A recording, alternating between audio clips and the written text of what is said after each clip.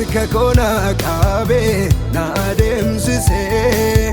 wantan argeen beeknes na argisiise wanta gaarii hundaan guutee mannisaa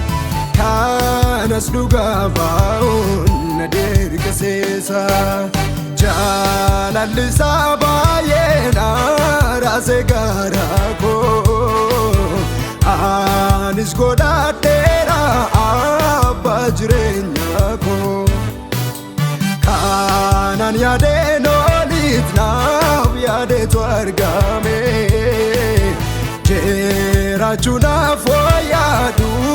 gaaf wareegame kanan yaadeen oliif naaf ta'etu argame jiraachuudhaaf yaadu gaaf wareegame